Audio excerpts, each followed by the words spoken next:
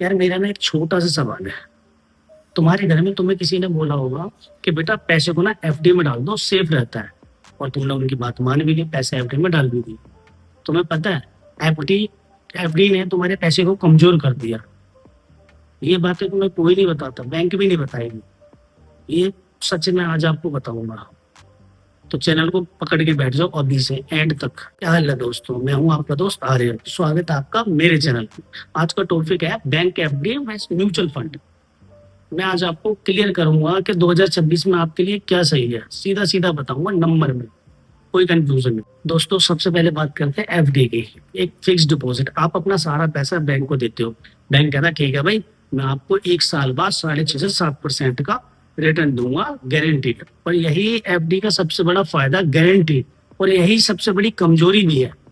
बताता हूँ आगे कैसे। सोचो आपने 1 लाख रुपए एफडी में लगाए और एक साल बाद आपका रिटर्न हो गया 1,07,000 रुपए।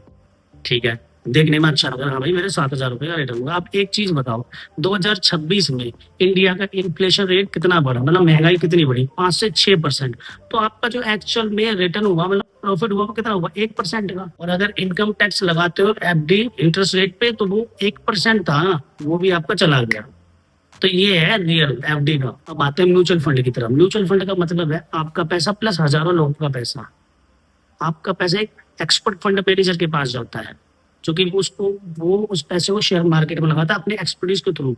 आप सीधा मार्केट में नहीं जाते, आप एक्सपर्ट के थ्रू जाते। अगर आपने 1 लाख रुपए एक लार्ज कैप म्यूचुअल फंड में लगाया हो तो 10 साल पहले, तो आपका पैसा 2,80,000 से लेकर 3,20,000 तक होता। अगर वही पैसा एफडी में लगाया होता तो वो घट के 1,96,000 होता। इतना फर्क है सिर्फ एक छोटी सी चॉइस की वजह से। लोग दोनों को एक बार कंपेयर कर लेते हैं। रिटर्न, जो एफडी का रिटर्न वो 6.5 से 7% तक, और म्यूचुअल फंड का जो रिटर्न है 10% से लेकर 14% तक है। रिस्क एफडी में 0% है, म्यूचुअल फंड में रिस्क है मगर लॉन्ग टर्म में कम रिस्क है। टैक्स एफडी में पूरा टैक्सेबल है, म्यूचुअल फंड में लॉन्ग टर्म में 10% टैक्सेबल ज्यादा फायदेमंद है। फ्लेक्सिबिलिटी, एफडी को आप तोड़ोगे फोड़ोगे तो पेनल्टी लगेगी। म्यूचुअल फंडों को जब मर्जी चाहो तब निकाल सकते हो। अब आप बोलोगे कि एफडी बुरी है, नहीं है। एफडी जो है इमरजेंसी फंड के लिए बेस्ट है, मतलब शॉर्ट टर्म में आपको कभी इमरजेंसी पड़ी तो आप एफडी बेस्ट है। अगर आपका 5 साल से ज्यादा का गोल है ना, तो म्यूचुअल फंड आपके लिए बेस्ट है। अब आपको सिंपल फॉर्मूला बता देता हूँ।